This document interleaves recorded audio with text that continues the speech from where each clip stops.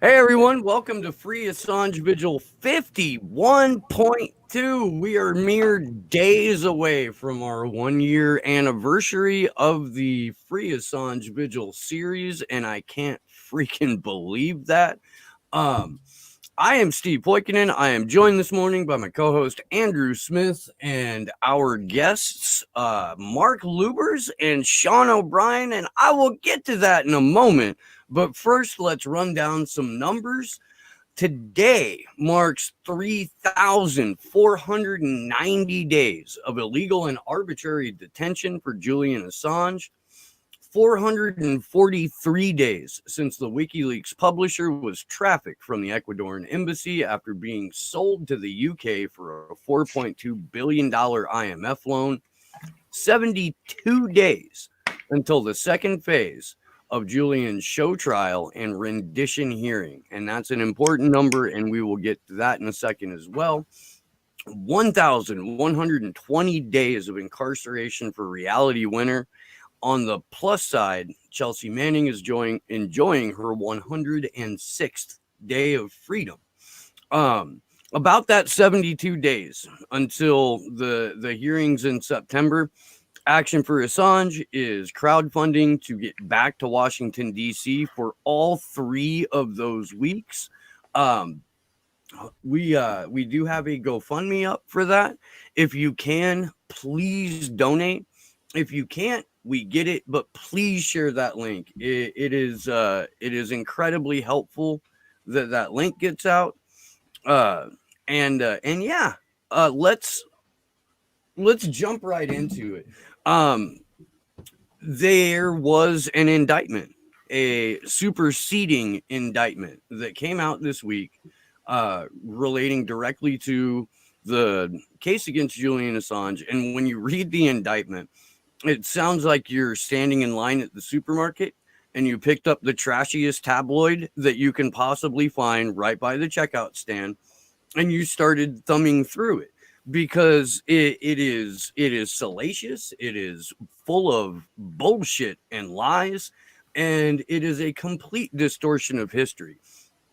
There's an attempt in the indictment to basically make Julian Assange the mastermind of Anonymous and LulzSec and AntiSec, and it's been nearly a decade since LulzSec was on anyone's lips. So we thought, who better to break down what LulzSec and AntiSec are than Mark Lubers, who is a known quantity in the world of Anonymous. And while all of this is going on, there's been a push to ramp up the efforts to kill encryption. And that is primarily why Sean O'Brien is here, because he's who we go to with every single one of our questions about that, which I'm sure is irritating as shit. Um, but let's jump right into this. Mark, if you could take us back to 2011, 2012, and I would invite everyone in the audience to try and put your mind back nearly a decade to where the culture of the internet was in 2011 and 2012. And Mark, if you could sort of walk us through that period of time, where LulzSec was originated, who Sabu was, who Siggy Thurson is, and what's really going on here. Okay, well, as you guys know, Anonymous has historically been a decentralized collective, but around those years, 2010, 2011, more important became a location called Anonops, an IRC server, and there were different hacking groups, so to speak, active on there. Many of the collective was active on there, and so that included people who later on in May 2012 formed LulzSec, and so LulzSec was just like a different team of of hackers. I'm not sure if I should mention all their members, but the most eventually all got arrested except for one guy, AV Unit. He was never arrested, and the most famous one, I guess, in a good way, was Anarchaeus, alias Jeremy Hammond, right? And the most famous one in a bad way was Sabu, back then called Anonymous Abu, and later on Sabu. And yeah, they became very known in anonymous culture because during a super short period of time, they were involved in some very high level hacks and some very high level exposing of things. And the rest of the community was like a part of it was part of the community was doubtful about it because it went so fast and they did such impressive things that we thought like, what's going on here? And the other part of it was totally happy with it, right? I mean, like finally, like a lot of media attention, a lot of strong action against the establishment and like the corrupt organizations. But yeah, later we all found out that yes, Sabu, the one who was trying to take the most fame for things, was an FBI informant.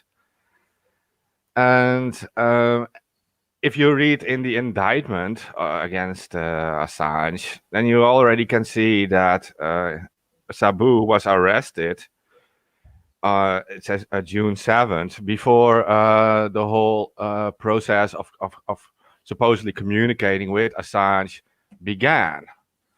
And even before starting the whole anti-sec operation or movement, because that is one little mistake that is in the indictment, that anti-sec was not a team, right? Anti-sec was an operation where like many teams were involved with it, leak as many things as you can and disable security and these things. Just like a big movement, different hacking crews. So what we can see in the indictment, at least, is that we know that from the start, or even before any communication, even before anything happened, Sabu was already working with the FBI. So, and I think that's crucial to mention because it means that I'm not sure how the US law works with that, but even if anything happened, like I discussed it with friends in Europe, and we said like, okay, this is at least a clear case of entrapment then.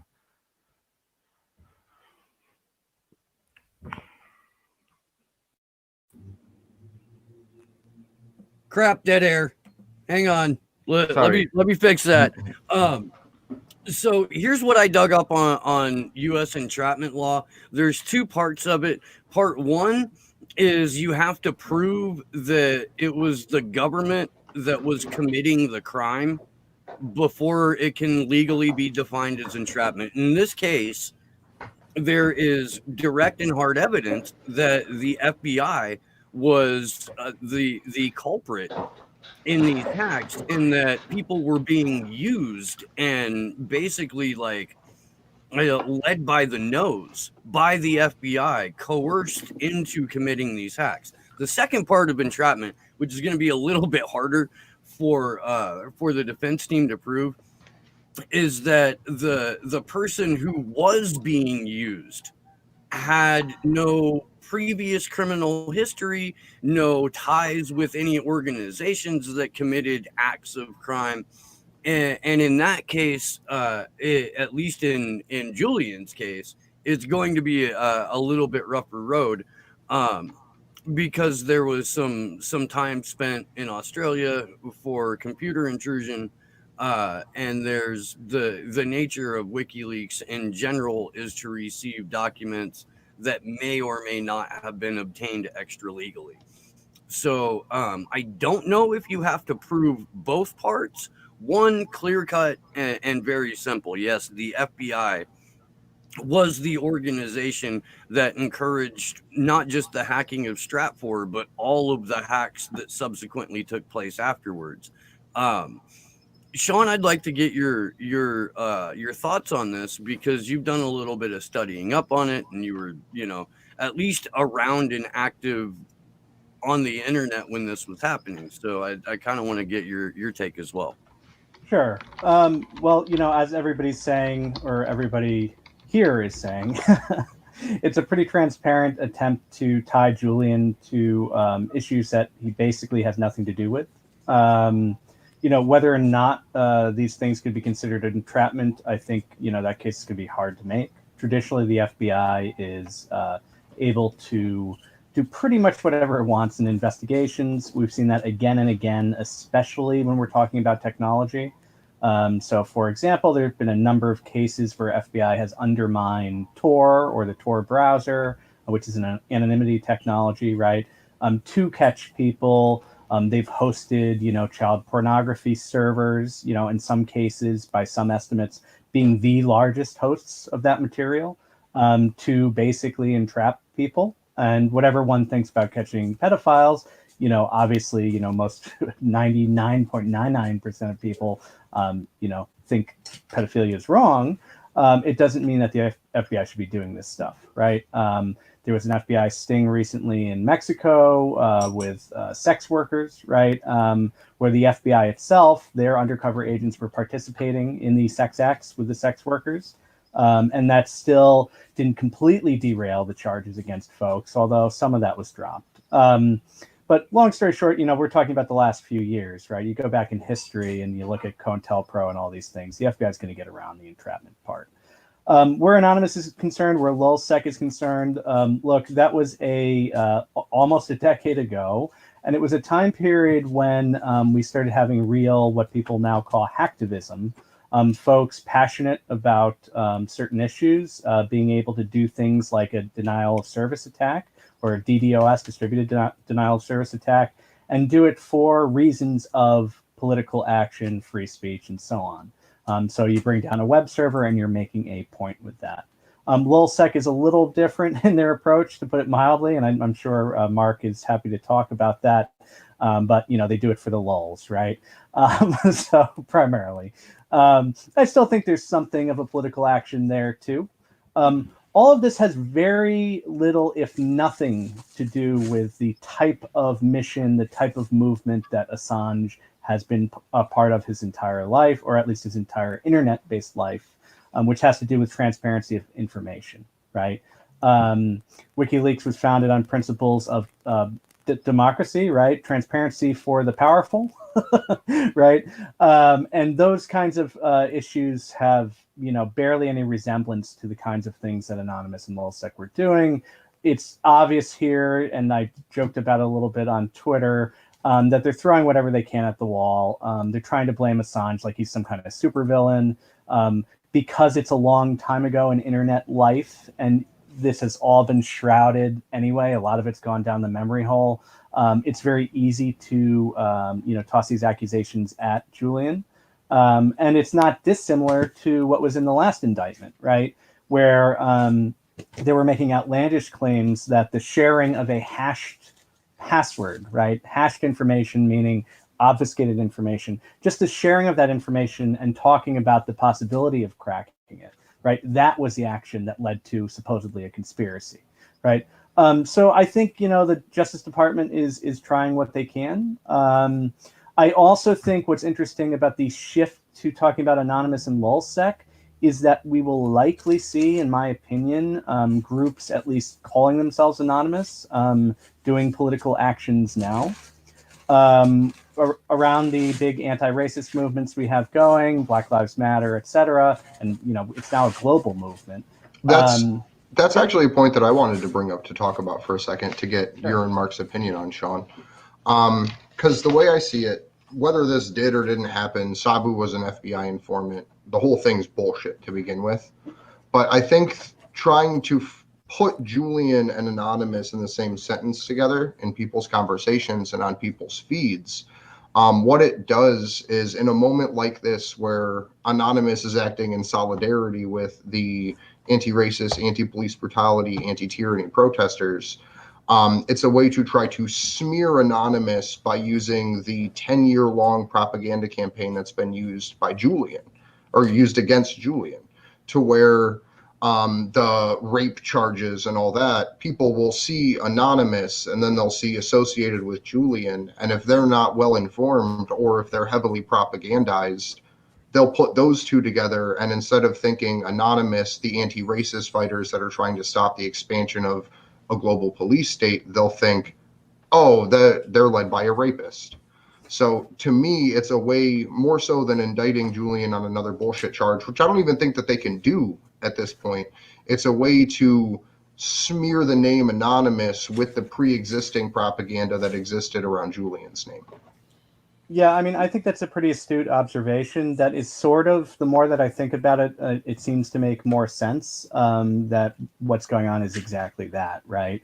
And of course, if the prosecution of Julian is successful, right, if they're able to, get him to the United States, throw him in a pen, et cetera, that's going to make it much easier for them to prosecute whoever arises, Anonymous related or not, who does the kinds of political act that Anonymous does do, which is, bringing down servers and that sort of thing. So yeah, I do see that dimension of it. I also kind of feel that the other indictment fell flat, and that the involvement of Chelsea Manning, especially because she was unwilling, right, to play ball, and willing, of course, to sacrifice her health, her freedom, for I don't even remember how many days. I know you said at the top of the show, I'm sorry, but a very long time. The fact that she was willing to do all that means that that was kind of a weaker case. It may just be that the DOJ thinks they can do this, so therefore they will. I don't know. I have a kind of like double part question here, and I'm hoping that Mark can help set it straight. But to your point, Sean, they had to dismiss that 10-year long grand jury. And we know from a couple of WikiLeaks posts from 2019 that this indictment that just came out was already like on the back burner. It was ready to go. And what it's meant, and it's exactly what we've been talking about, it's just meant to obfuscate and further smear. But because Chelsea Manning refused to break, and because Jeremy Hammond has refused to break, and both of whom have put out incredible statements on the nature of grand juries and just how they feel about it. Hammond's in particular includes my favorite new phrase, the megalomaniacal pig whims of government entities. Because of that, they've now got to, reach down into the septic tank and pull up Sabu and pull up Siggy and be like, but we've got these two snitches right here who, we're totally acting on our orders completely illegally to, urge people to commit crimes on behalf of the FBI. And that's their go-to. That's what they're left with.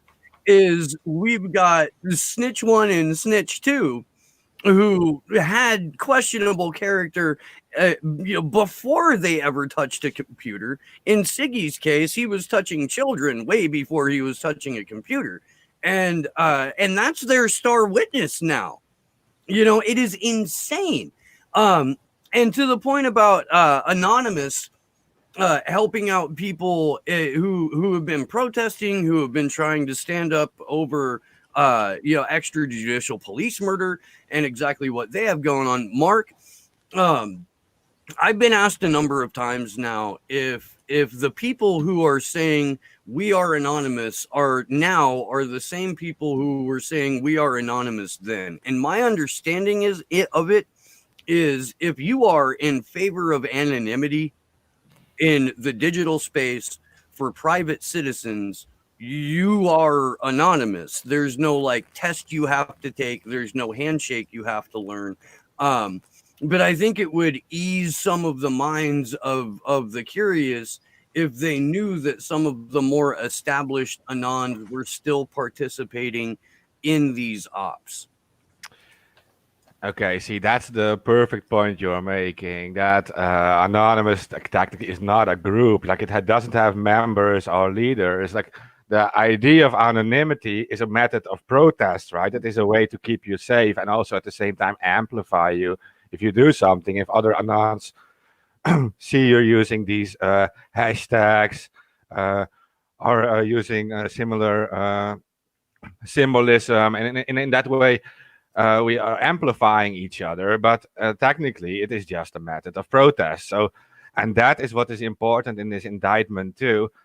They're not actually talking about Anonymous working with WikiLeaks. They're talking about one little group of people, LulzSec, communicated with WikiLeaks. And you're talking about, like, if you're talking about Anonymous or the idea of anonymity, you're talking about millions of people worldwide in all kinds of countries. Some anons on the street aren't even interested in U.S. Politics or whatever goes on there, right? It is just they're doing their own things to fight against local corruption, against their abuse by their governments or big corporations, and that is the thing. And about the whole Black Lives Matter situation in the USA, yeah.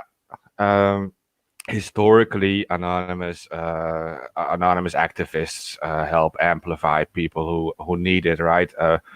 People who need a voice to speak out. You can. There are many anons working in solidarity with such movements in the USA, and they just feel like these people need a voice, and we can help them speak out, and we can amplify them. Definitely. You were asking if all the anons are still involved today. Yes, they are. There are many anons still involved from the early days.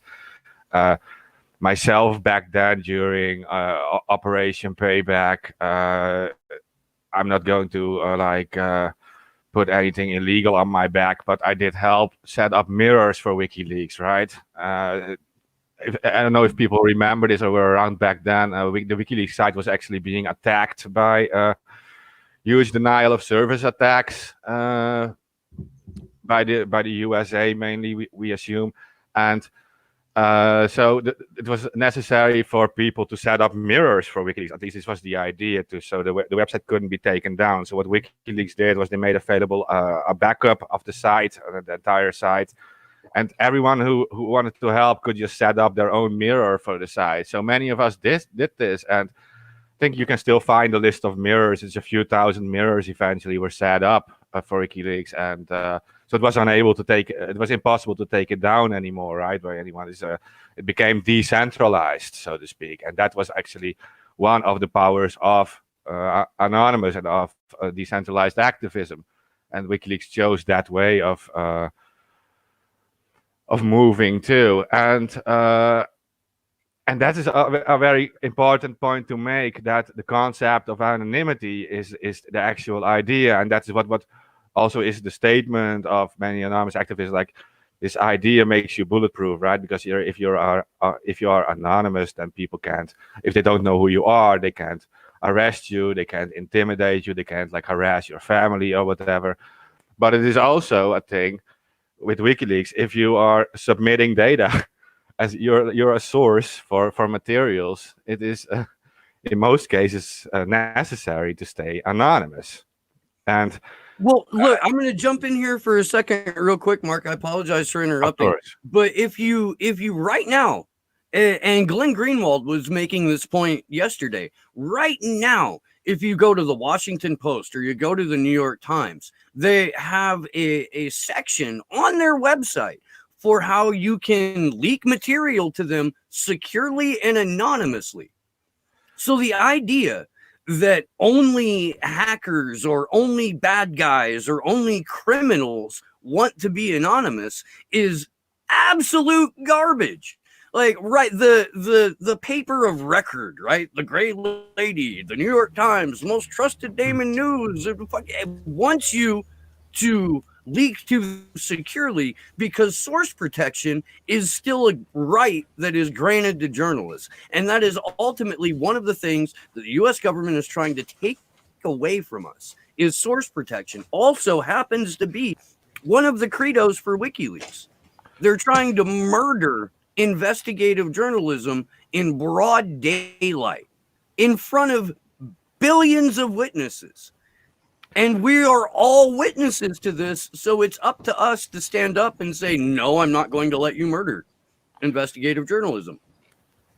Yeah, and this also goes into what Sean already was saying about the Tor network, which is actually it's a very similar story. I mean, the idea of anonymity with anonymous is of course something everyone can use, and there is not any rule you have to follow on that. And the same thing actually applies to Tor. Like there are people in war zones. There are people in difficult situations who actually need a system like Tor to stay anonymous when they bring information into the public. They actually need to stay safe. Think about countries like Myanmar or whatever. And what the governments have been trying, and also like the mainstream media, they have been painting Tor, for example, as being some system used by pedophiles and sex abusers, and that's the thing. They've been trying to paint it like that to actually attempt to de-anonymize people, but actually it's used by such different people, and there are so many legitimate activists and journalists using this to stay safe. And at this quote I used in the past, saying, you do not make cars illegal just because a pedophile can abduct a child with it, right? This is just not how it works. We actually need this car to travel safely in our case, and so we can't do that. And with Anonymous specifically, now what they're trying to do with this indictment is paint it like, okay, so Anonymous worked with Assange. Well, actually, just a few people are, according to the indictment, we're working with Assange. But no, Anonymous is everyone, right? And that's the thing I really want to mention. Yeah, I think I'm glad you brought that up, Mark. In my view, and maybe I just feel philosophical today, but really what we're talking about here is folks who are trying to bring back some of the features of the internet that we've lost, right? Anonymity being one of them. Mass, distributed democratic actions being another one. Transparency being another one. And you look at groups like Pirate Bay and so on, access to information, sharing of media, and so on. One of the issues is because all of these things, these movements are connected tangentially in some way, right? So you brought up Operation Payback. Well, I know there were copies of WikiLeaks' archive on Pirate Bay, right? That was one of the primary way people were downloading, right? So I'm waiting for an indictment that gets, Julian on copyright charges or something. There's that possibility always, unfortunately, for people who are involved in these types of actions or involved in these internet freedom movements, whichever wing they're in, to be associated with some, BS indictment, some conspiracy, theory that the Justice Department comes up with in the U.S. And that's part of the reason, we really need to get rid of the power for the DOJ to do this stuff anyway. And unfortunately, their power is being expanded in a number of different ways instead. So, yeah. Before we dive into the next article, Sean, do you want to talk a little bit and kind of preface what the Earn It Act is and the situation we're in facing it right now? Yeah. So Earn It, or Earn IT, I keep calling it, but it's an act that came through in March. Early March, and has languished a little bit since it was introduced into the Senate during the whole beginning of the pandemic crisis in the U.S. Now, Earn It has a specific methods of control outlined in it, which are a committee that the Attorney General is in charge of, right? And the Attorney General in the U.S. decides who's on this committee, handpicks them. And then that committee decides what are best practices, right, for intermediaries. So the Googles, the Facebooks, etc., but also the Wikipedias, the small forums, the Sean book, if I make a website, right? what the intermediaries are allowed to do, basically. And Section 230, which is part of an old bill, but it's basically a two-line. I don't want to call it an immunity clause. Some people call it that, but it outlines the ways in which providers of both internet connections, right, like ISPs and so on, and forums on the web and other intermediaries like what we now call social media. It outlines the ways in which they are protected from the liability, right, of their user's speech, aka what the user posts, the videos they stream, the conversations they're having over a chat protocol, right? And Section 230 under EarnIT would have this thing tacked onto it, which would be this group of people who come up with these best practices and selectively give, right, that waiver of liability, right, immunity, if we want to call it that, to certain providers. So if EarnIT gets passed, you can see a Google, right, following these best practices, right, and a, Sean's version of Google not doing it. And then Sean's version of Google either gets shut down, I could get prosecuted, I could end up who knows what. And Google would still be able to go on and do what it does. So it's a way of centralizing control of information at its heart. It's a way of censoring, of course. I mean, that's the best practices, of course. But more essentially, I think, and more, sort of the scary part of it, is that it would require the intermediaries to see the contents of chats, the contents of posts, the media that's being transferred over these intermediaries, over these networks, right? And if you need to moderate and you have to look at your user content, then de facto, you can't have strong encryption, right? You can't have what we call end-to-end encryption. You have to have some sort of backdoor in there.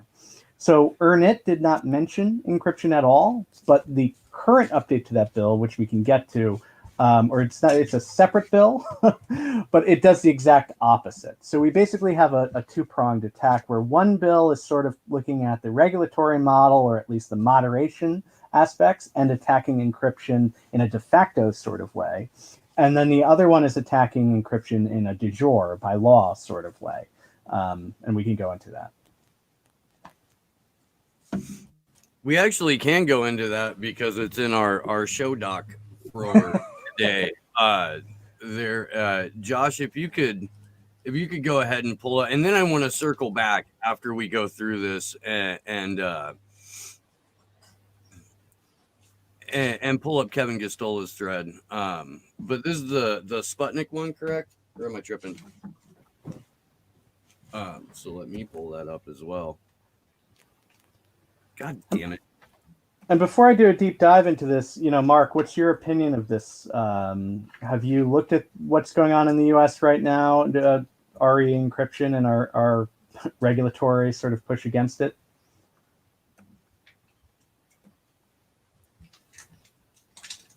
Maybe. Oh, is he muted? Sorry, I have myself muted for you. No, I have been looking into it because in the European Union, we've been dealing with similar issues early 2019 with the whole thing we call the ACTA 2 law, the copyright directive. They started with similar things in here. They're now doing a TERAC thing, anti-terrorism filter, so to speak. It is interesting that it's happening at the same time, right? And it goes into the whole single market strategy that they want the same things for the USA as for the European Union. And it probably has to do with, like, if US companies or US users are affected by this, they want the same in the European Union. They don't want like an advantage on the market to one side. So they're doing it everywhere at the same time. And I'm glad you guys are like standing up against this, because until now we failed in Europe to stand up against this. And we are always going to rail against this. There's got to be the same kind of energy that went into stopping SOPA and stopping even the Trans-Pacific Partnership. There's got to be that collective post-partisan energy that and Sean and I have talked about this a number of times, that people are just so used to there's an entire generation that doesn't know what the internet was like even 10 years ago, let alone 20 years ago. They're just conditioned to, okay, well, they're going to see everything we're doing anyway, so we're just not going to care. And fuck that. I don't know how to say it nicely. Like it goes back to the core principles of Anonymous, in that anyone who would like privacy in the digital space is anonymous. It goes back to the fight that Aaron Schwartz led and was assassinated for. And I do want to touch on a couple of quotes in this Sputnik article, just to kind of reiterate that Billy Barr, the Attorney General, for anyone who may be believing the Q narrative that Barr is some kind of white hat here to save us, here's Barr in his own words. While strong encryption provides enormous benefits to society and is undoubtedly necessary for the security and privacy of Americans, end-to-end encryption technology is being abused by child predators, terrorists, and drug traffickers, and even hackers to perpetrate their crimes and avoid detection. That is a conflation by Billy Barr that anyone who would want to use end-to-end encryption is de facto a criminal. And that is simply not the case. And that is one thing that we really need to push back on. I mean, Right. You see the same language in the Internet Act, where that's what this is for, is we're stopping child pornography on the internet. When, like Sean had pointed out, it's our fucking United States government that puts the child pornography there to fucking begin with. So if you want to stop those issues, stop the system that's actively putting more child pornography out there than any other group combined. Right. And I think it's worth saying as well, groups like Anonymous, right, are the kinds of groups that have been able to stop, atrocious shit on the internet through collective action. And, whatever one thinks of things like this, actions on the Church of Scientology and so on, those kinds of things are traditionally, what a group like Anonymous would do. So there are other ways of approaching it than just saying, hey, the feds need to just, take this over and be the one that is investigating the quote unquote dark web for us. At any rate, there's more atrocious crap on the clear web right now than there is on the dark web. It's definitely, just quantity wise, but also, it seems like cyber criminals are moving there to the clear web more and more. There's been a lot of really good studies of content on the dark web in the last couple years. Most of them, of course, have some inconclusiveness to them, right? But the majority of the content that is found seems to be just very basic internet forums, file sharing, information sharing, chat, and then a lot of it's ephemeral. So it's, it's a temporary room to have a conversation, and then it goes away. So those kinds of, things are what we need the dark web for, and something that need to be preserved, definitely. So. Absolutely, because there's a lot of demonization in that term dark web, where all it is essentially an anonymous zone. Like, it's a zone that provides you a level of separation from the outside influences of technology to have conversations or exchange information. What you choose to use that for is up to you. It's the same argument that's made about literally everything. Like, okay, is this tool dangerous, or is it the person that's using it for something that is? And we had these debates in the early internet, right? The internet itself was considered, a terrible thing, where who the hell knows if you can go buy a gun or whatever it was, whatever the arguments were in the early days. And, properly, as you say, the dark web's kind of a bad term, but it's here to stay as far as I can tell. There's a number of Tor project devs who say, let's just call it the more private web. Fine, it is. But the level of privacy that we get from Tor, the level of privacy that we get from strong encryption are more or less the same. And often the code and the stuff that's really running these technologies is shared infrastructure, basically shared software, shared servers a lot of times, and so on. On the subject of Bill Barr, I try not to make it too much about a personal, fight, but he is probably the worst attorney general yet as far as trying to fight encryption. There's no doubt about that. It's not just the quote, from Sputnik. It's also, tons of other quotes he's done in the past. He's made it quite clear that he wants tech companies to fall in line, quote unquote. I think a lot of what Trump is doing when he's talking about social media falling in line is basically a power struggle where Trump's trying to take power away from liberal elites who control certain aspects of the information system and then sort of put it under this draconian framework of control where there's nothing encrypted, everything can be spied on, et cetera, et cetera. So it doesn't look good, and there's a number of ways that it's being attacked. Before I forget, and I don't want to dominate too much at this second, but we talked a little bit about secure drop tangentially, which is the technology that more mainstream outlets use to have leaks submitted to them. Secure drop was originally designed by Aaron Schwartz, so it's worth noting that first off. And second off, it is very much true that all these newspapers had to change the way that they do reporting.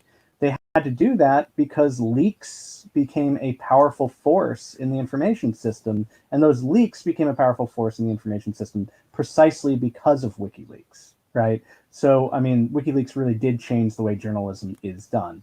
So then you had the New York Times and all these other outlets, use this thing called secure drop, which is not identical to what WikiLeaks uses for submission, but uses some of the same technologies like Tor to get information. I don't know if I would trust the New York Times's secure drop implementation for anybody who's thinking about doing that. They had someone on staff, Runa Sandvik, who's awesome and does a lot of good work. And unfortunately, she was laid off. I think some other folks were laid off, and the situation was just not good. So we may also want to reevaluate at this moment when there is such a shift economically and also in the world of journalism, who we give leaks to. Not that I should have to say that in a WikiLeaks stream. Avoid giving leaks to the Intercept. This is I'm going to be releasing a bunch of ASMR type stuff, and I do think I'm going to do one about sharing information with the Intercept. There you go.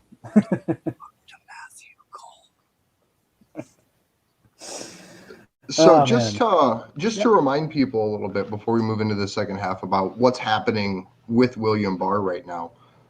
He just fired the person that was performing a relatively mundane investigation on him for like his use of, I believe it was personal funds, but also for his involvement in war crimes, I believe. The International Criminal Court is investigating William Barr right now, and he has personally put out the statement saying that they are sanctioning the International Criminal Court and they will be targeting members of the International Criminal Court and their families for investigating the U.S.'s involvement in war crimes in Iraq and Afghanistan. So that's an important thing to note about him. He's also, William Barr is the gentleman who worked hand in hand with someone named Robert Mueller. I don't know if people know who that is. To cover up the Iran-Contra banking scandal with the BCCI, which I believe was the Bank of Credit and something International. And what that bank was literally the bank that was being used to launder money to commit genocide around the world, launder drug money. And William Barr and Robert Mueller worked hand in hand to cover up those genocides, or the money laundered for the genocide in Iran. So I think that's just a really important way to make sure we end that piece with him, because he's literally one of the biggest pieces of shit you can imagine, like weight-wise and overall just personality. So and people knew that when he was chosen. Bill Barr's reputation has just always been in the gutter. He's been around for a really long time. He's been part of a lot of shady business. Yeah. So, and you know what we're talking about here is a system where the government will be able to do whatever the hell it wants, but nobody else will, right? So these folks will ultimately be placing themselves almost in a sort of class war situation where they're the intelligence class, deep state, whatever you want to call it, that is able to use these technologies without any attacks on them. But you know, everybody else can't use this stuff. The term intelligence, as the Stratfor hacks proved, the intelligence class is inclusive to the private space, to the private market. There are you know, publicly funded spy organizations, and there are privately funded spy organizations.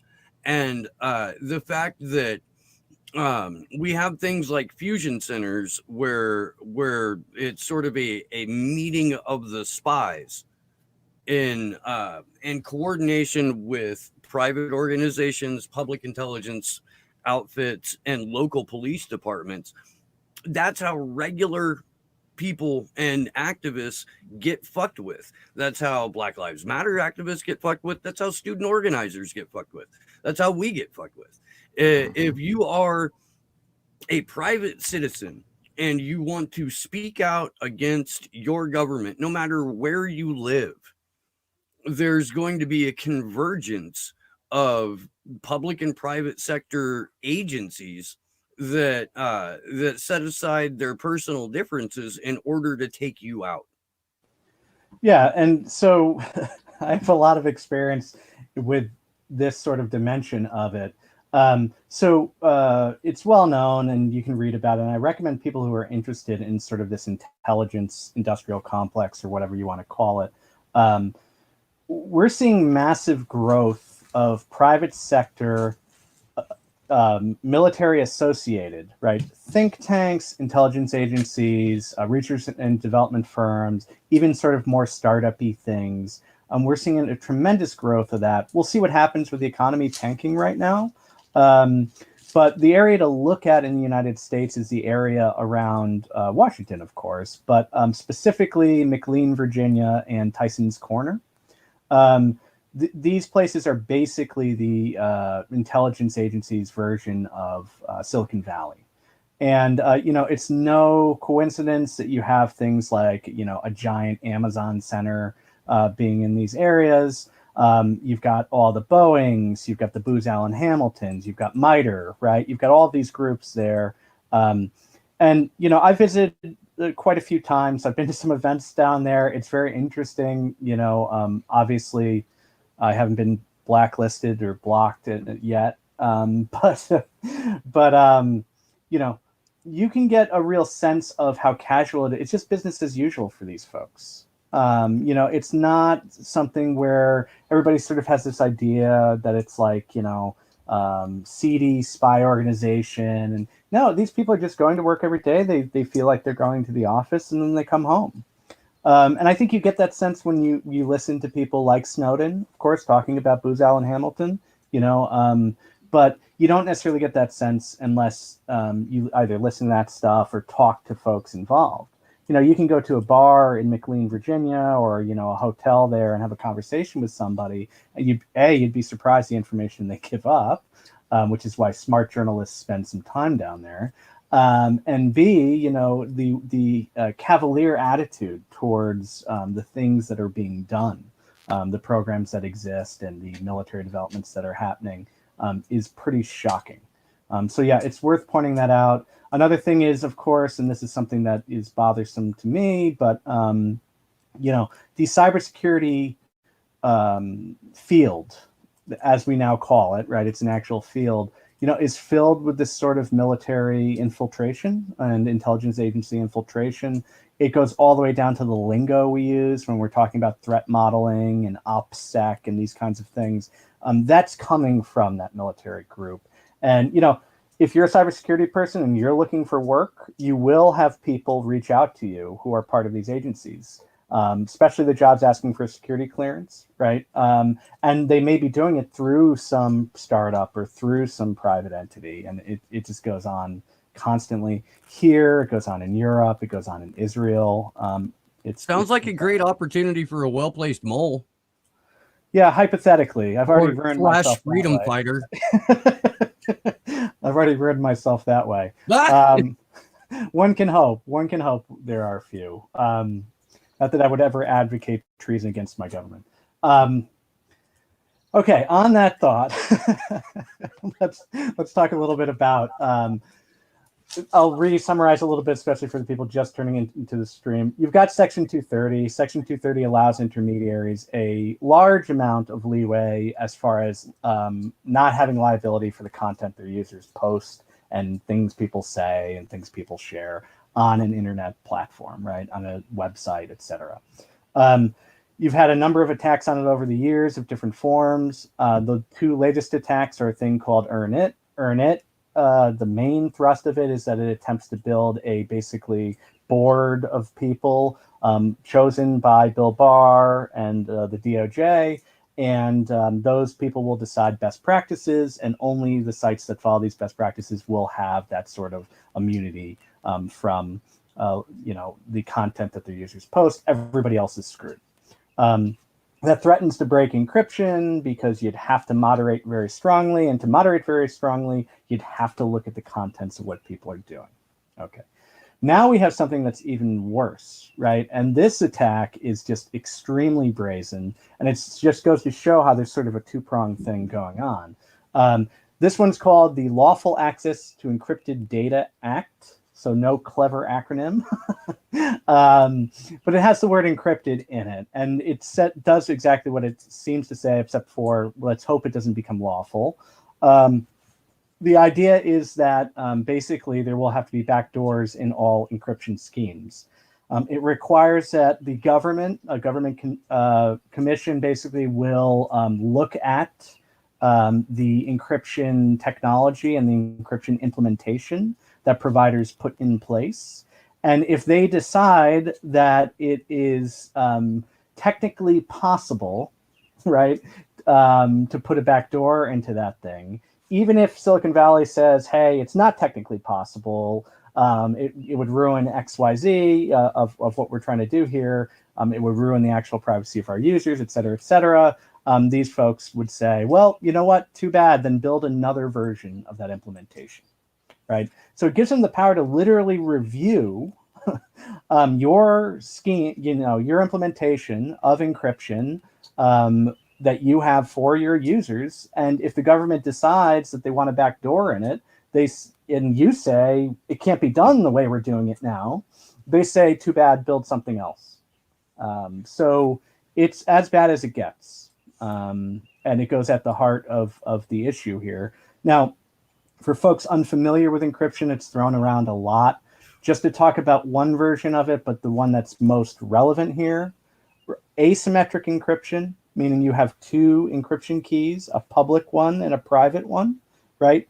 The public key is the thing that you would share so that people can send you messages, right? So you share it with trusted folks to send you messages. The private one is the one that you would never give up to anybody. Right? Because if you give that one up, that's the thing that decrypts the messages on your end. That means anybody who has that private key can read your stuff. These backdoors are essentially saying, either we insert some sort of technological lever that makes this scheme weak, right? So we weaken the math or we weaken the implementation or some other version of that so that the two keys aren't actually doing what they say they're doing, and we can break the encryption easily. Or the scheme forces people to share the private key. And if the private key is shared, then basically the government has everybody's keys, or has a skeleton key that can be used, for all of its users, et cetera, et cetera. So there are a number of different ways to do it, but the general idea is if you don't hold on to your private key, right, then you do not have control of your information.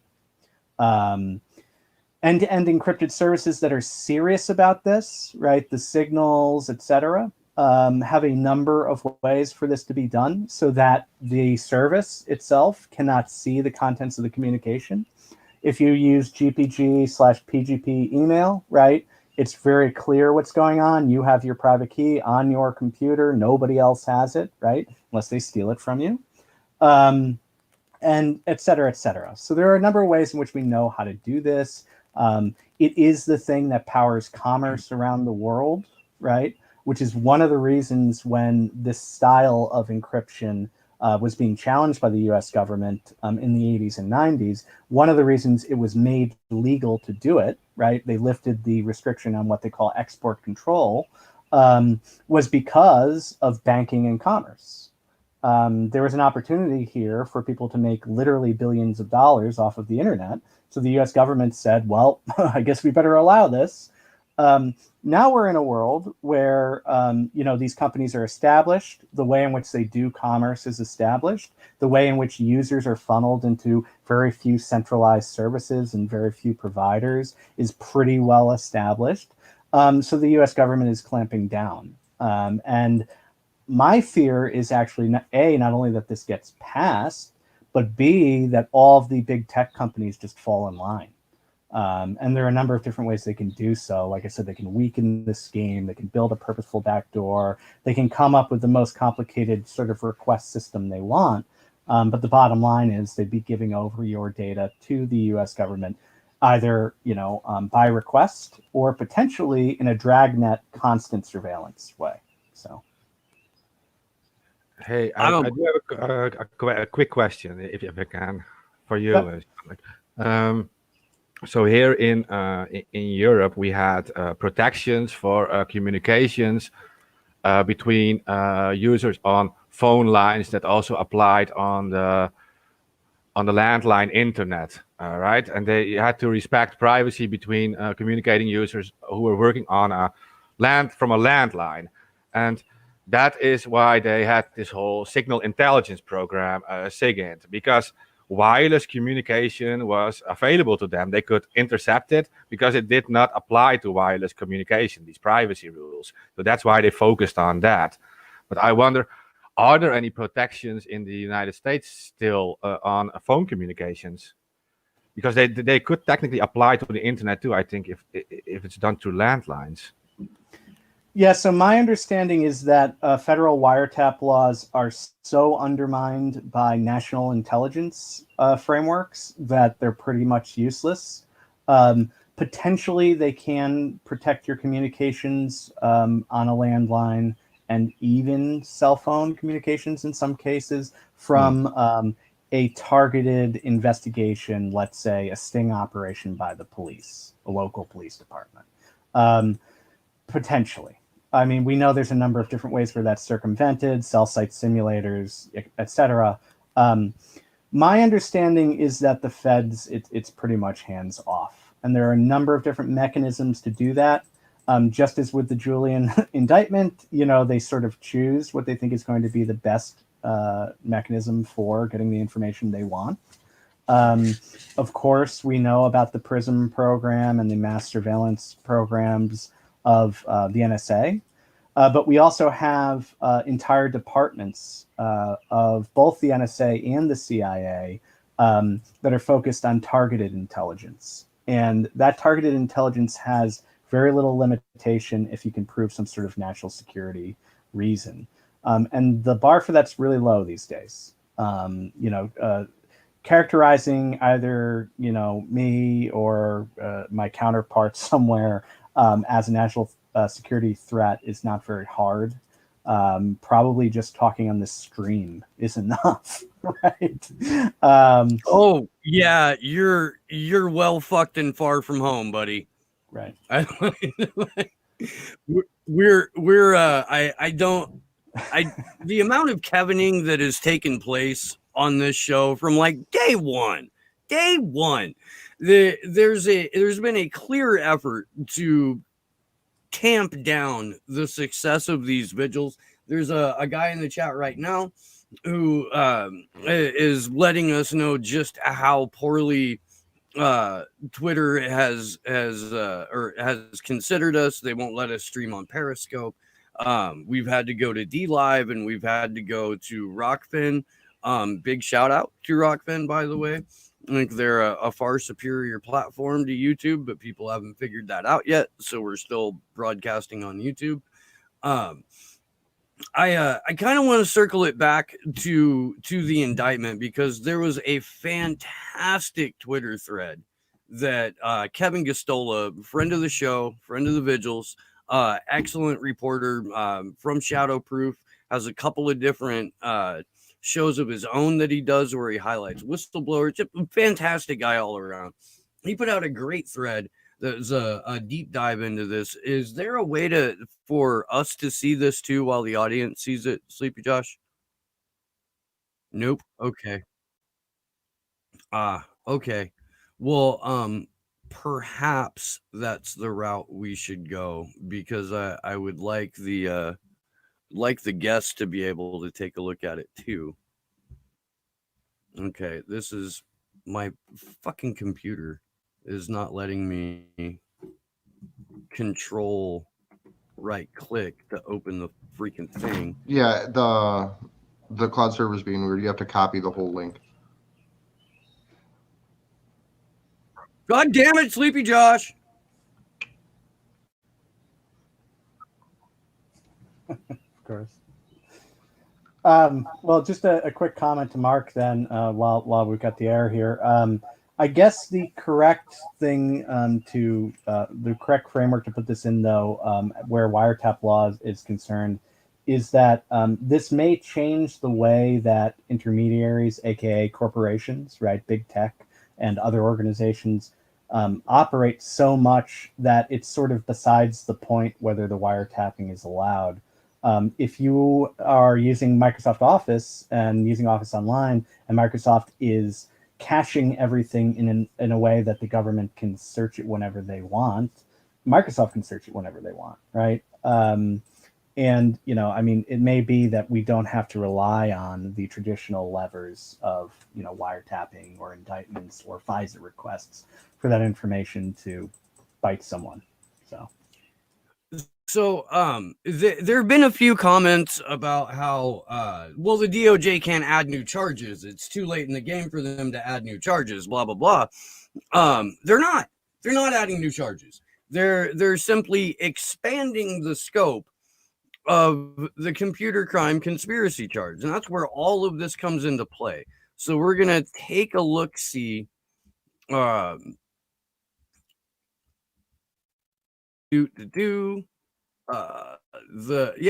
they've got the most wanted leaks list is contain documents human rights groups, lawyers, historians, journalists, and activists believe the public deserve to read. The most wanted weeks list, that's again, you've got to put yourself back to like 2011, 2012. Julian was speaking at conferences and discussing this thing, which is something that techies do. They go to conferences and talk. I don't understand why that's so freaking weird. Let me get back over to the thing. Yeah, let's read this out of the indictment. Let's see. Steal and send to WikiLeaks the items on the most wanted leaks list that was posted on WikiLeaks website to embolden potential recruits. Assange told the audience that unless they were a serving member of the United States military, they would have no legal liability for stealing classified information and giving it to WikiLeaks because top secret meant nothing as a matter of law. WLA number 3, that's WikiLeaks associate, is Jacob Applebaum, digital privacy activist who sometimes represented WikiLeaks at conferences. Jacob Applebaum was stitched up pretty freaking severely on some trumped up charges. In July 2010, at a conference in New York City of hackers on planet Earth, a WikiLeaks associate urged attendees to leak to WikiLeaks. This is just, hey, look, help us do journalism. Prosecutors added an entire section to part covering Chelsea Manning, and they accused Manning of being part of an alleged conspiracy against Iceland that involved FBI informant Siggy Thordarson, who went by the online name Teenager. Siggy, again, I can't stress this enough, is a certified sociopath, a pedophile, a con artist, and also in the employ of the FBI as an asset. I'm not going to bring up the whole leaks because they're kind of hard to see, or the whole text because it's kind of hard to see and read. But we'll take Kevin's commentary for what it is, because he was one of the people from day one covering what exactly was happening to Chelsea Manning way back as soon as she got arrested. He was there at the trial. Chelsea Manning was confined in jail for about a year, refusing to testify before the grand jury investigating WikiLeaks. This may point to what prosecutors wanted her to testify about, because nowhere in her statement to the military court were bank documents mentioned. Prosecutors claim Assange approved establishment of a relationship between WikiLeaks and LulzSec. Siggy made contact on June 16, 2011. However, Wired reported Thordarson decided to approach members of LulzSec hacking gang and solicit them to hack Iceland government systems. I want to get some thoughts from Mark and from Sean on this real quick, so I will stop the share screen. And just from what we've gone over here first. Jump in, either of you, individually or at once. Let's hear a chorus. Okay. So I talked about this too, about it supposedly being Assange, even in communication with them. And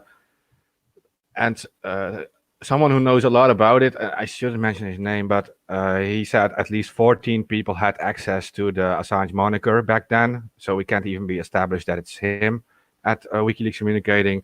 And second, Siggy, who was in control of the IRC server, yeah, we know he was a liar and like a scam artist, right? And he could have been making it up all along. And I do want to note something quickly about the Sabu thing, because so it had to do with the Stratfor documents. And it was Sabu who suddenly, shortly after he was arrested and became an informant for the FBI, did everything to get into touch with Assange. He kept contacting employees of WikiLeaks. He kept stalking them for Assange please to reply. And he actually tried. He got super angry when the others said we're going to leak documents to WikiLeaks about with the Stratfor documents. We're going to leak them. And Sabu was so angry about that, and he tried to contact WikiLeaks directly and attempted to sell these documents to WikiLeaks. And this is something that's not really mentioned, but he attempted to sell these documents.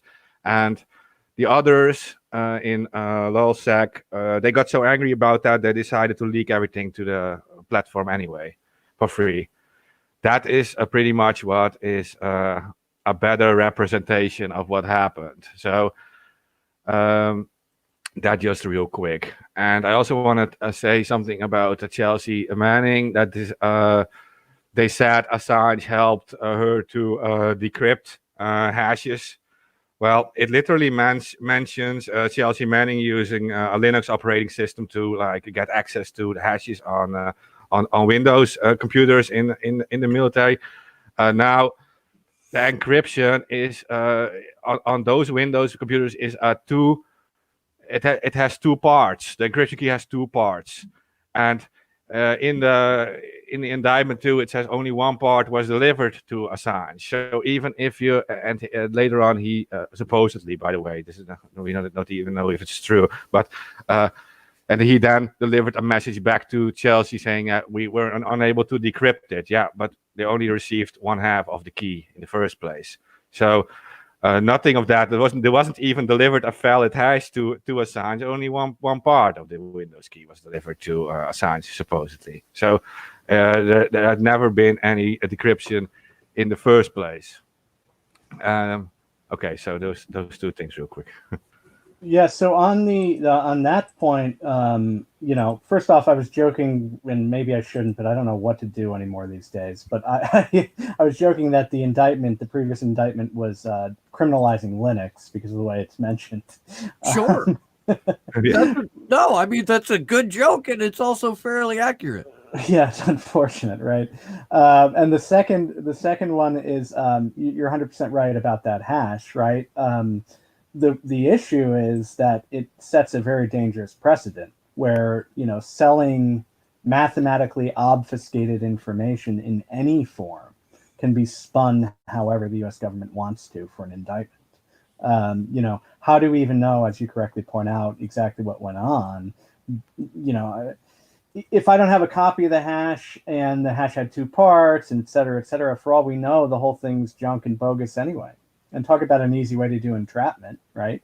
Give somebody a you know, an encryption key that doesn't do anything, and if they try to crack it, then they're in trouble. Or if they even talk about trying to crack it, or if they even talk about the tools that you need to use to crack this kind of key, right? You know, it could be a problem. Beyond that, something, Mark, I'd like a little clarification on. So Siggy's obviously the textbook example of the kind of you know, unhinged individual that the U.S. government does use for informants in a lot of these cases. One of the reasons it's so dangerous for this kind of thing to go on beyond the obvious, you know, other issues. If Siggy had control of the IRC servers, why was Adrian Lamo used as an informant on Chelsea Manning if those IRC chats could have just been leaked by Siggy?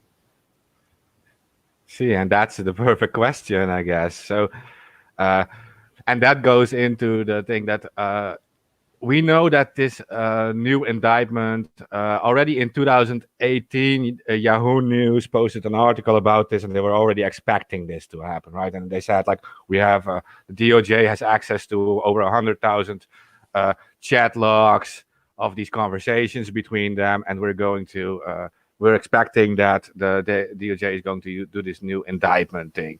And they were attempting to use Jeremy Hammond, Chelsea Manning as their testimonies, and they both refused.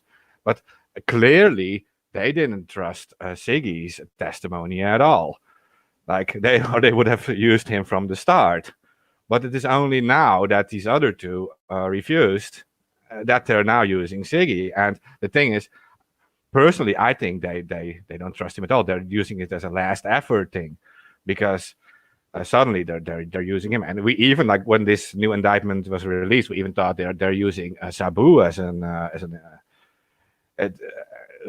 testify on this. But it turns out to be Siggy, and that is a very strange thing, especially because, if I'm correct, he was 17 back then.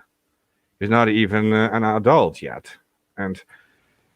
So this is a strange story, yeah, and yeah, supposedly they used him. He used to prove that Assange was actually in with him. He uploaded a video on YouTube, and that video showed Assange sitting in the same room. Now, we don't even know when this video was taken, or maybe it was just a video from a long time ago, and he was just using that. So we don't even know that. It is, it's bogus, I think. So it just seems a little strange to me. Yeah.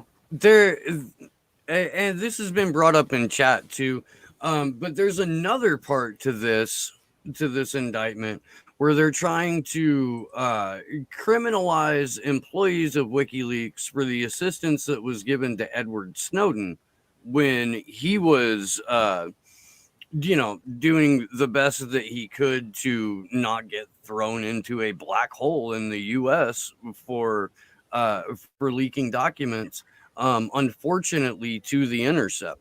And as to As to why he didn't go straight to WikiLeaks with this, I will never fucking know.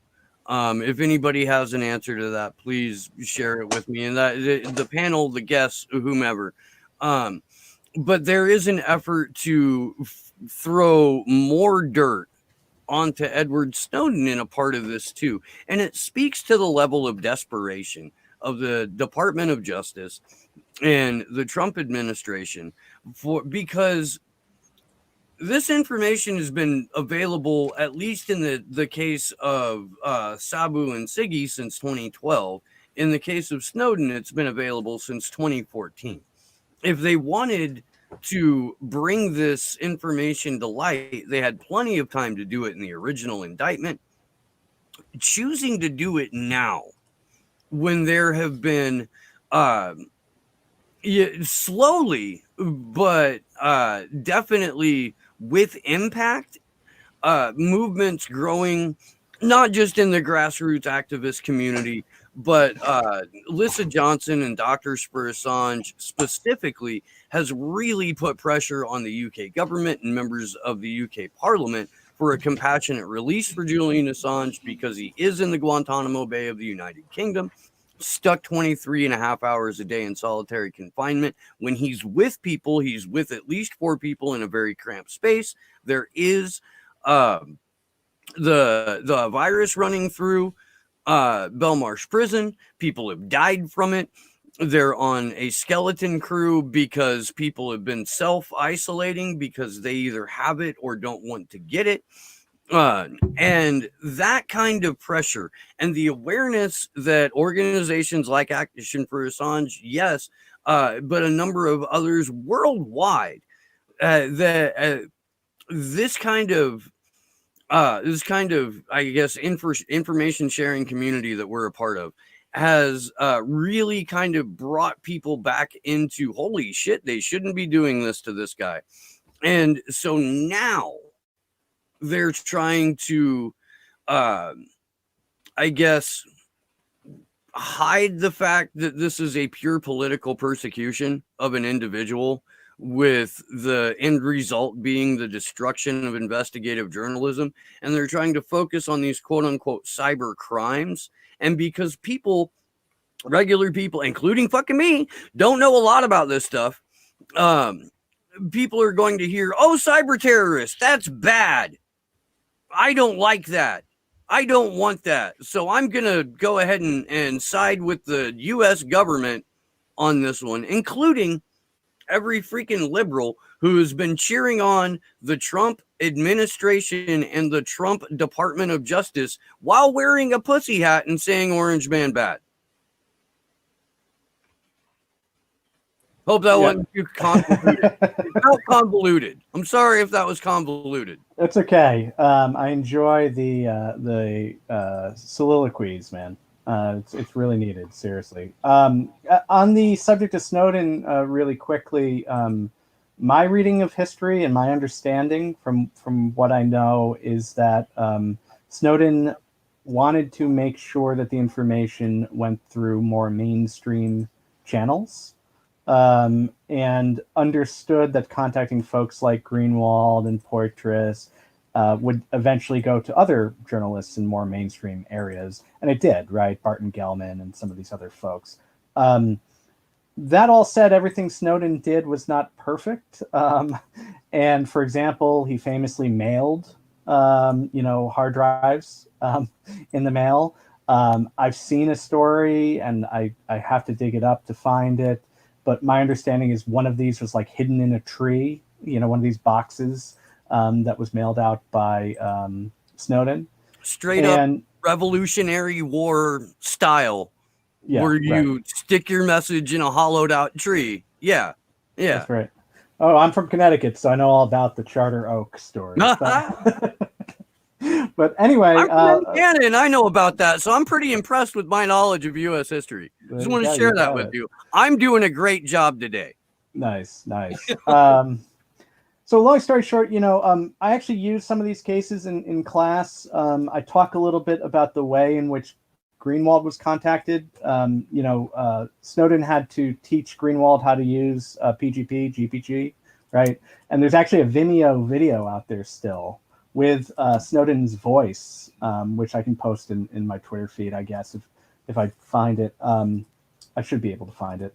That's very interesting because it's anonymously uploaded to Vimeo, and it's like a little tutorial on GPG, which is really cool. But long story short, I think there was a sense from Snowden that he wanted to be able to control the process as well.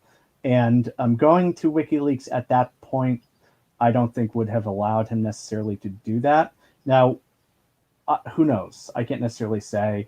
Obviously, it was very important for WikiLeaks to, you know, save his ass basically in Sheremetyenko airport there. And that was extremely important for him to be able to get out and not be apprehended by the US government. So, you know, it's very interesting how history works, isn't it? Isn't it interesting to kind of have to think this man had to get help for revealing the crime of a government, and it's a crime to reveal that crime. So Edward Snowden revealed that before it was legal to wiretap everyone, we were all being wiretapped, spied on, metadata collected, and then has to flee the country because he showed that illegal things were happening. And that's the basis of literally why we're here. Julian Assange, same way. So the fact that this has to even be brought up in the indictment about literally someone just helping someone reveal that crimes were committed flee is horrifying to me. Yeah, I mean, and it should be, right? And I mean, the other flip side of the coin too is that in both of these cases, these things were relatively open secrets, right? Who knows how many contractors at the time had access to the exact same information that both Bradley Manning, right, and Snowden had. I mean, we're talking about these huge military networks that have tons and tons of people who have access to the information. We're looking at this stuff every day in both of those cases. And, you know, it takes courage to actually blow the whistle, but the secrets were sort of open secrets. You had an entire class of people, again, who had access to this information that the public did not have access to. So it's pretty scary. It goes to show how power works in our world. And the story is a very old one, right? It goes back to much older leaks, right? Pentagon Papers, etc. You know, where similar, at least digital technologies give us this modicum of power, which is one of the reasons that there's been such a hard pushback. Again, I don't want to dominate the stream. I do have one final set of thoughts I want to say about the timing of a few different things. But I'd rather you all get a chance to kind of summarize. No, I mean, by all means, go ahead. Okay, so it seems to me that there are a number of things going on in the Trump administration that are happening all at once right now. So as I said, the EARN-IT or EARN-IT Act was, I don't want to say delayed, but it did not move very swiftly. And there were other concerns, clearly, which was the pandemic. Now we're looking at a situation where, as you brought up, the strangeness of the firing, not firing, I didn't fire him situation in the DOJ. That all that stuff that's going on shows to me that there's a tumultuous situation going on in those folks who are at the top echelon of power, right? They're not agreeing with each other. They're trying to push their own agendas through. And Trump himself is facing a situation where, you know, as awful and as, you know, untenable a candidate as Biden is, right? And we all know he's not a very good candidate. It's like you don't even have to explain why. That's how bad he is at just being a politician at this point and forming a sentence. But anyway, it still looks really bad for Trump at the moment. I think there's a real fear amongst the folks who are currently in power that if they don't push through the things that are on their table, on their desk right now, they may never get pushed through. I think that's one of the reasons for the indictment, the new indictment now. I think it's one of the reasons for the new anti-encryption bill. I think we're seeing Supreme Court decisions not go the way the Trump administration expected. We're seeing another extreme anti-immigration measure, right? Trump pushing the moratorium on H-1B and J-1 visas and a couple others until the end of 2020, right? Past the election. We're seeing a number of things sort of coalesce, and I kind of feel like what's going on is they're trying to kill healthcare, of course, what little we have. These things are happening for a reason at this moment, and they're kind of like, they seem like the dying throes of the Trump administration. They may not be. I mean, who knows how things are going to go in November, but they at least are being pushed now for a reason. So. And so we've had a question similar to this posed a couple times, but why do you think it is that the people that support candidates like Boris Johnson and Donald Trump that are also Julian Assange supporters didn't make larger demands or any demands in regards to this case? And this is, I'd like Mark to actually kick this one off if he could. I think you're muted. Gonna have to unmute, Mark. Okay, yeah, sorry, I was distracted real quick. I was reading through the entire chat. There's no reading allowed on this program, Mark. Yeah, we don't read here. Steve's the only one that's allowed to read. I'm only allowed to read Harry Potter books. That's fair. But my question, Mark, in the US and in the UK, there are large amounts of Boris Johnson and Donald Trump supporters that are also Assange and WikiLeaks supporters and basically pro-human liberation advocates. Why do you think those people have let the Assange issue just fall to the wayside when that was one of the things that Trump used to rise to power? Yeah, that is a kind of a strange story, right? Because like before Trump was president, he was using WikiLeaks over and over again and saying like WikiLeaks is so great. And then suddenly he was a president and said like, yeah, I don't really care about WikiLeaks, right? That they're not in my life, and something like that. He said like they're not a part of my life. I think he literally said. That's why I always have a problem with like the whole partisan politics thing. Like some of these people, I think they're prepared to compromise on some of their ideals to support whatever partisan candidate they're with. And yeah, well, as long as a Trump or a Boris Johnson focuses on some other issues which are important to them, they're prepared to just throw away this thing entirely. And that does make me sad, to be honest, because you have to look at the full scope of things, and like the fact that they're supporting you on one thing and they're taking away your rights on the other end, and especially regarding a free press at this case, like it's happening openly, right? And a person like Trump talks about fake news and destroying fake news, and right now the only so-called fake news we've seen him target is literally WikiLeaks, so to speak. I'm not saying that's fake news, but I mean that's like, it seems like the only media outlet that is getting a lot of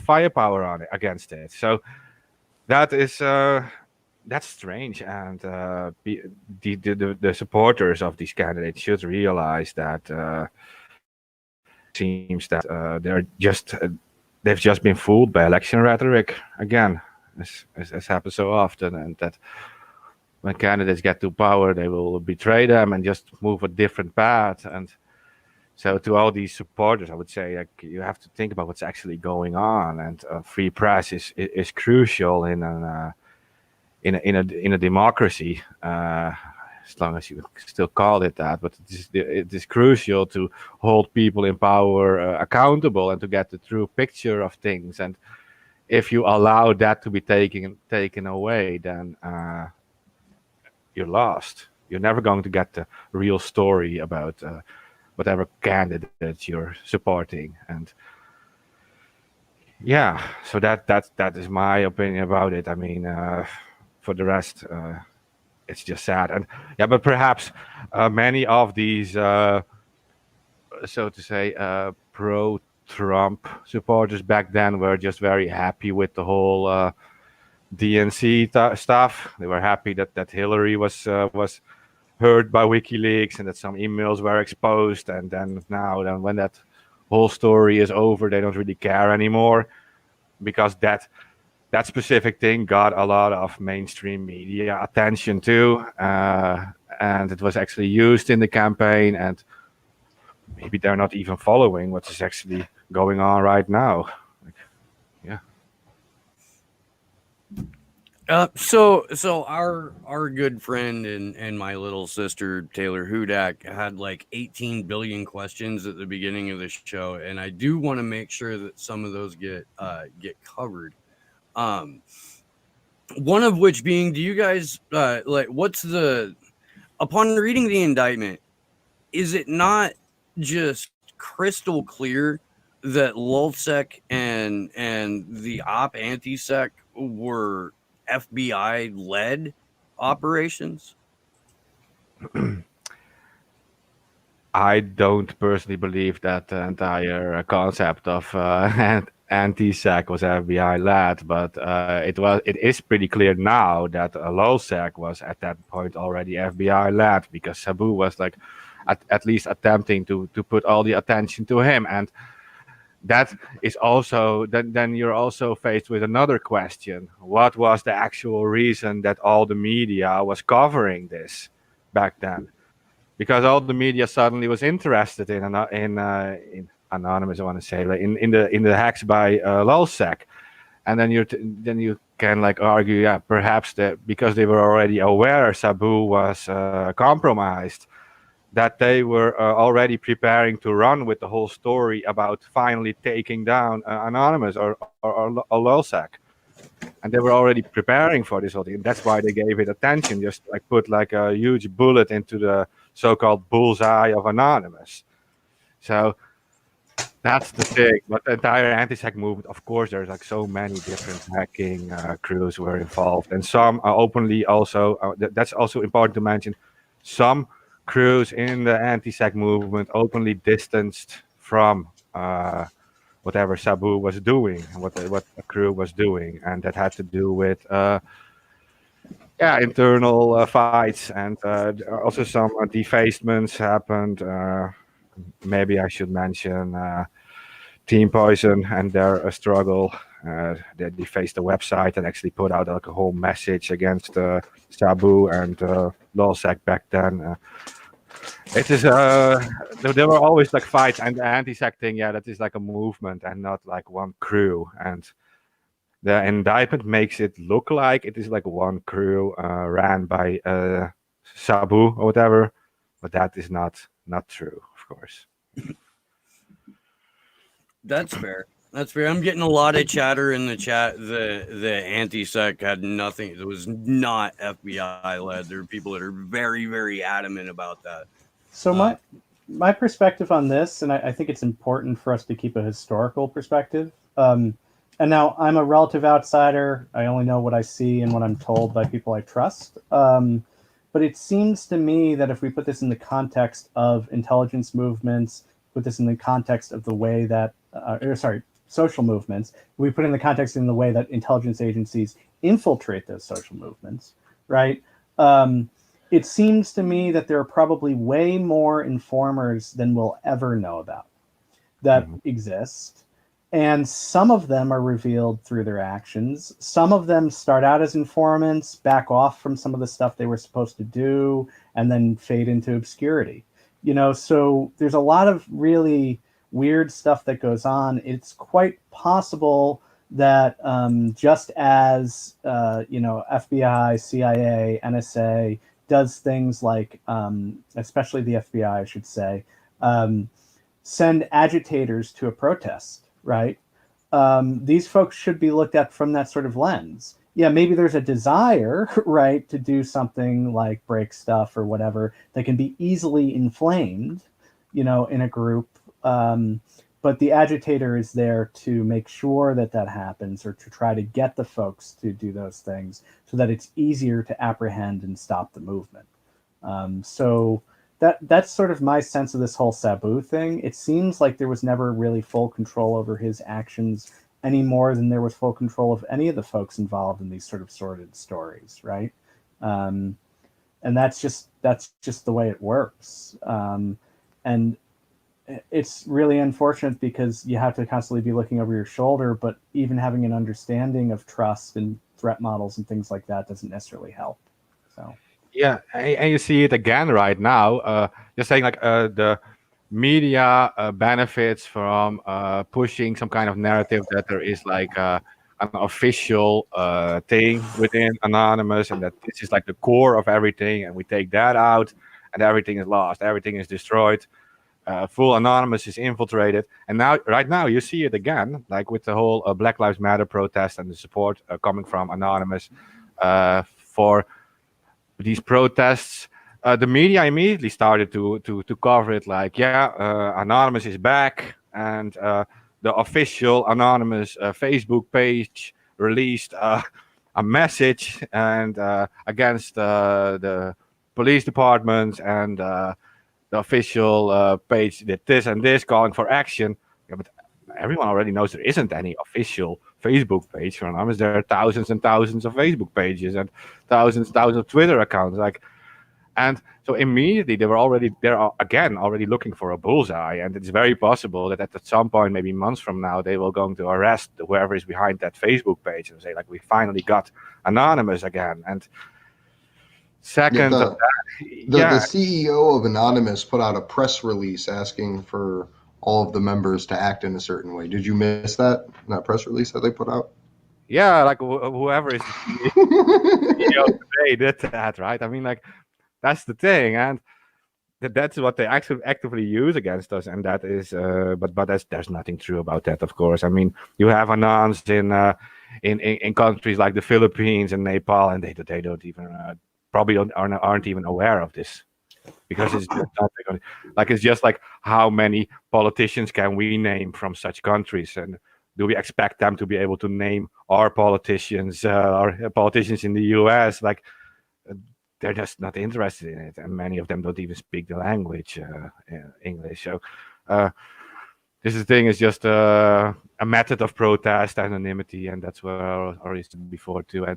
But they're obviously always interested in creating some kind of spokesperson, some kind of bullseye, and they did that back then, and they do it again now.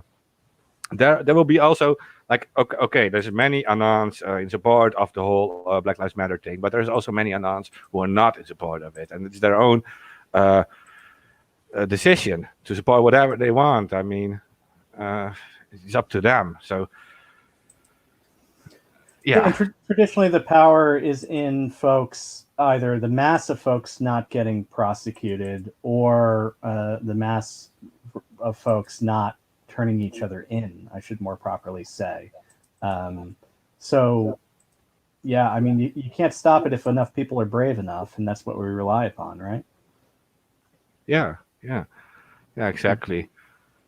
Generally in movements. I just want to say about the Black Lives Matter thing, something worth noting. There are a lot of Instagram influencers, right, who are now currently being sort of propped up by media as the heads of these movements, or as the heads of a specific group, or whatever the situation is. You know, we may find out in, 10, 20 years who was an informant and who wasn't, and who was reached out to be an informant, et cetera, et cetera. Gloria Steinem was famously a CIA agent and didn't see any conflict between her work as an informant and her work for what she considered a movement. Even when you look at Adrian Lamo, you have this sort of thing, right? He justified it to himself, saying, everything was great about what was going on except for this. This was going too far. You know what I mean?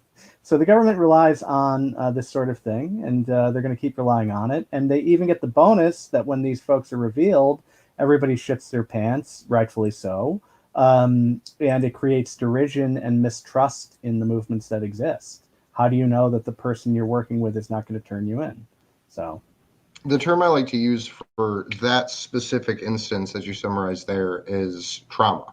They literally create trauma within an organization or an ideological group of people or within a movement to have it begin then fracturing in and of itself. Because you don't have to rip the whole thing down. You just have to blow the core up enough that the rest of it just floats apart. Right. And that's the strategy that they try to use. And trauma's the correct term, I'm sure. Yeah, you're 100% right on that. So people have gotten big mad at me when I've told them that Gloria Steinem was a CIA asset, and like she brags about it in interviews and in a book that she wrote. You know, like it's not a big secret. It's just she personally waited 30 or 40 years to out herself, even though she had already previously been outed a number of times. And it's one of my favorite points to make in terms of, like, you know, who's working against you inside of your movement. The thing that you've got to remember if you're an activist and you are not an asset of an intelligence agency is that, you know, keep that not just to yourself, but like remember it over and over again. You are doing something that is outside of yourself for a good reason, and you are not seeking to undermine your fellow brothers and sisters and everyone in between inside that organization.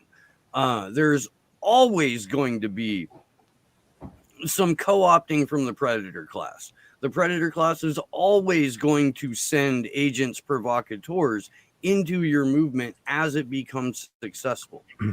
That's not a thing that you can get away from.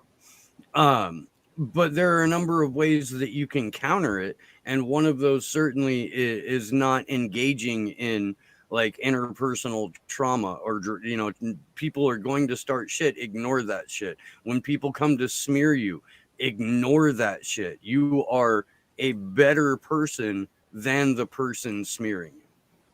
I just want to remind people of that. yeah, we hope. It's hard not to do personal attacks, right? Or engage with them. And it is so fucking frustrating. yeah, I know. The amount of shit that like just I could say back is substantial, but I don't. Yeah. Let me fucking tell you. Well, we may as well wrap. So, real quick, I'm not sure about this, but this just came through in our group chat talking. Josh found this. It looks like it's 404, the Freeing Julian Assange Part 3 article on the ContraSpin website. Oh, that's great. Oh, and while I've got Mark here, what happened to Legion Coin, man? Oh yeah, X is working on it. He set his profile to private now. I'm kind of waiting for his updates on that. So that some sites were down too.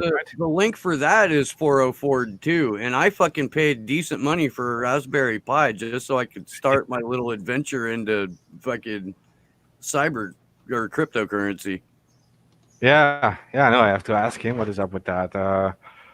He put on a message on his Twitter that he was going dark for a while, I think. Good Sorry dog. for my dog. Good dog.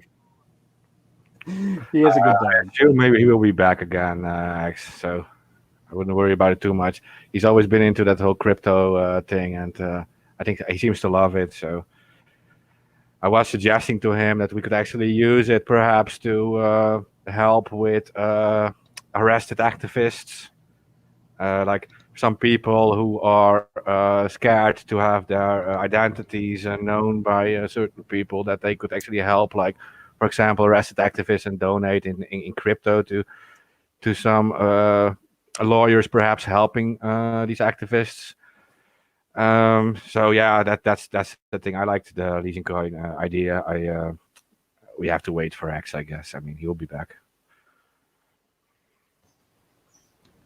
Yeah.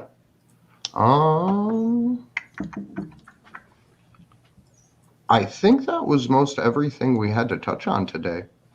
We're kind of coming up at the top of the hour here, so I want a chance for everyone just to kind of to chit chat here for a little bit and give some final thoughts. If you could, Sean. Yeah, if you could, Sean, dive in, let people know final thoughts, and then where people can find you. Very cool. Yeah, so I guess my final thoughts are we're in for a roller coaster in the next few months. I'm glad that the thing that brought us together was, or that we're brought together, but the thing that brought us together was obviously bad, the indictment. It is really a testament to Julian's strength that he's been able to keep it together for this long. I kind of feel like whatever indictment is thrown at him, I don't want to say it doesn't matter, but in a sense, it kind of doesn't because of the difficulty he's having even making arguments or talking to his lawyer, etc. And this could be seen as a sign that they're getting a little desperate. As you mentioned, they had this in the pipeline, and now it's like their plan C or something that they're using. So that may be kind of an encouraging thing. We're seeing a lot of really positive change. It's really inspiring. One of the things that's going on, of course, is that's put an immense amount of pressure and workload on a lot of the activists who are out there really affecting change. And we've got to do our best to keep our eyes on the prize, not forget about things like, Julian being in a hole in Belmarsh and under real threat from things like COVID and so on. So yeah, I appreciate being here. We'll see what happens. Hopefully we don't have to do these vigils in another year, right? But I'm sure we'll have plenty to talk about anyway. So, as far as finding me, probably the best thing I want to plug right now, we're doing a bunch of digital self-defense classes through a site called privacysafe.tech. We've done 2 sort of open houses. I'll be posting the videos publicly for those shortly. I want to say tomorrow, but we'll see. Under promise, over deliver. And we did our first real deep dive into digital self-defense last night. So the classes are what I call drop-in sessions. They're approximately 3 hours long, but with breaks, right? And I take a very sort of personalized approach to security. As I mentioned before, this is not, I don't really like a lot of the militaristic, jargonistic cybersecurity stuff that's out there. I care about personal autonomy, right? I care about movements and what the solutions are for activists and those kinds of use cases. So if you're interested in dropping in, getting some information that can help you in your movement, in your organizing, but also just in your daily life, sign up, join, become a member. We're adding new classes and some new instructors as well. That's privacysafe.tech. And the next class is in a week and a half. So. And Mark, make sure you plug the ABB show as well. Yeah, let me just start out with that. The quickest thing is to because we're dealing with a lot of censorship, etc. Right? So the quickest thing is to just search for Anonymous Bites Back on YouTube, on Twitter, on Periscope. Is there even a search button there? Well, so you just search for Anonymous Bites Back, and on Twitter we have an ABB live show, and that's the quickest thing to find us, and you'll find all the work we do. Like we broadcast at least once a week, but sometimes more. We have like an Asia show on Sunday, focused on stuff that's happening in Asia, especially Hong Kong. So yeah, this is just Anonymous Bites Back. And what I think about what is going to happen in the future. I like the whole the latest events in the United States. There's a lot of protests going on, and it gives us an opportunity to put some attention on the obsession with national security and the obsession with having these police being militarized and being authoritarian again towards normal people. And the thing is that they've like over the last few decades they've been like militarizing this whole police system and like distancing themselves from like the normal people. And it's almost like we have to agree with all these new restrictions, privacy restrictions, the whole creation of this surveillance system, and we all have to agree on it. But right now we have some kind of like wake up call going on, and I think if this whole movement especially in the United States goes on, then we can use this as an opportunity to speak out about those things. And because most of these people, I think, will agree to that something is very wrong right now in our societies are kind of like we're losing freedoms that have been fought for in some cases hundreds of years. And about Assange, I think this indictment this is not going to change much. This is very weak. It's old information already in 2018 was written about, and it can easily be discredited. And they shoot themselves in the foot by literally listing the fact that Sabu, for example, was already under FBI control even before any of the communication started. So I don't expect too much from that. But I am hopeful. I mean, people are really talking about all these things now, and that is something positive. And I do also I do want to mention I was impressed by the videos by your colleague Taylor. She was one of the only people to actually mention the fact that anti-SAC was not a group but an actual movement in her videos, and so I should mention that too. I mean, if people are interested in getting some information, perhaps look into these videos. I mean, and we had that in the queue for today. We didn't get to it, but we have Taylor's permission to play it, and we've got Activism Munich's permission to play it. So perhaps we'll just throw it up after we close out, and if anybody wants to hang out in the chat for an additional 7 minutes, you can. I highly recommend that you watch that. Taylor has just been fucking crushing it the last several months with Activism Munich. And speaking of Taylor and Anonymous Bites Back, I want to give a big thank you to you, Mark, for actually getting Taylor and I to meet together for the very first time on Anonymous Bites Back, which led to the creation of this here. So we owe you a lot of credit for literally everything that we have started since that interview. So thank you very, very much for bringing us two people together. Yeah, of course. And I mean, you guys have been doing a great job. I mean, it's been growing so fast, and these shows are really getting a lot of attention. So, and you're giving some great information that's necessary for the people. I mean, who else is doing it, right? I mean, there's not so many of these broadcasts going on about the subject of Assange, at least in the non-partisan way, like your guys are doing it. So, yeah. I'm happy with that, and I'm glad you guys have made it so successful, I guess. Well, cool. You can find me on Twitter at Andrew Zigmund, Zigmund. My name's Andrew Smith. You can find us on Twitter at action_4 Assange. And you can find our weekly calls to action. We put them up on our website, action4assange.com. We also link them in the chat, and as well, we have a GoFundMe that we ask if you can't donate to help circulate, and this is to help us organize the 3-week protests in DC in September around Julian's court trial. So yeah, thank you guys very, very much for tuning in, and I appreciate both of our guests for joining us today. My name's Steve Ploykin, and I host a show called Slow News Day. You can find that by typing in Slow News Day Podcast into the search bar on YouTube. You can also find me on Rockfin and D Live, which I suggest you do. I want to thank Rob Juno for the super chat for the earlier in the show.